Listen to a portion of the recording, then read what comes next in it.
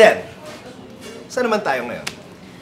I want to know more about the UE Lady Warriors. The UE Lady Warriors. Alright, let's go quickly now to Paui Versosa.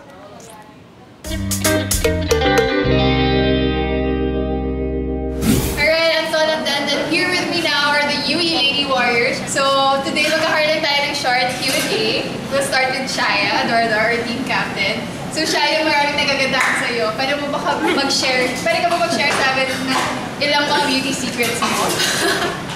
Ano na tayo? Wala, matulog daw kung maayos. Then matulog sa tamang oras. Siyempre, every night, kailangan mag-ilamos ka. Kailangan yung... Dapat malinis yung... Ginagawa lang. Ilamos mo naman. Ginagawa lang. Kaya pala very fresh ang face ni Shaya. So Shaya, since marami ang nakakapansin kayo sa'yo, ano naman kaya ang kailangan ng isang lalaki para mapansin mo siya?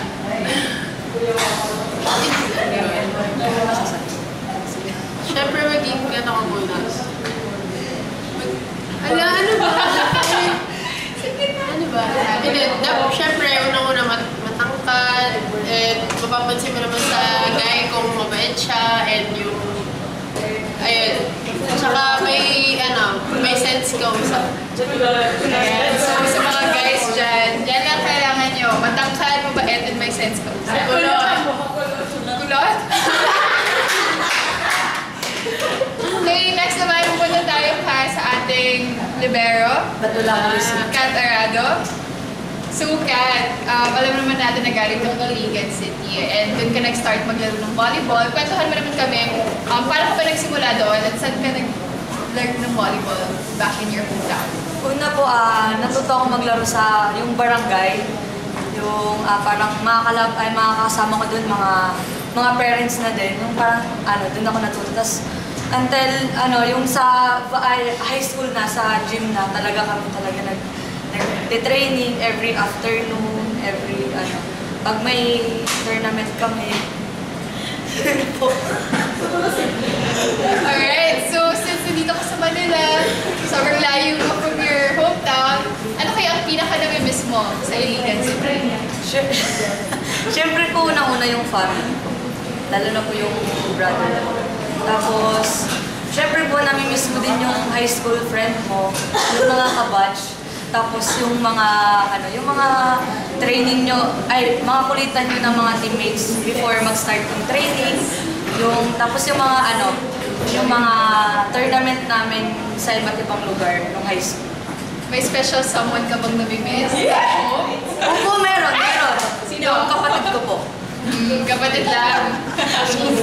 Yung best friend.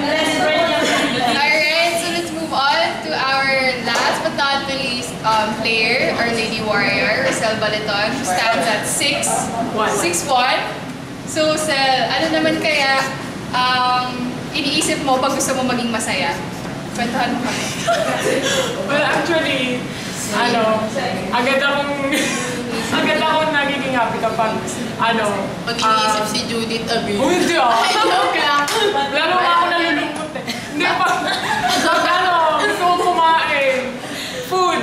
Talaga, lalo na pag stress. Food talaga. Kaya, pag alam nyo stress ako, bigyan na lang akong pagkain. Anong favorite food mo?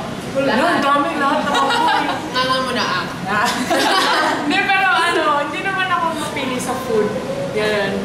Pero pinaka talaga sa akin, yung talagang pag mga spicy foods. Spicy food, guys. Yung pasayahin si Rosel. Okay, Bigyan na ako ng buyo. Alright, so last question, Sel. Saan naman ang happy place mo?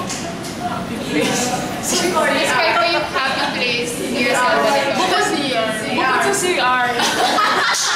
Hindi kasi syempre, doon ko nalalabas yung sama ng loob ko. Tapos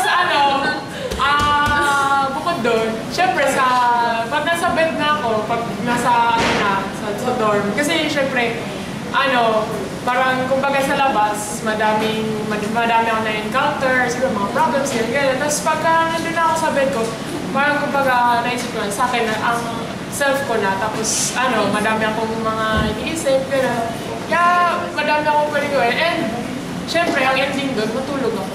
Ganun.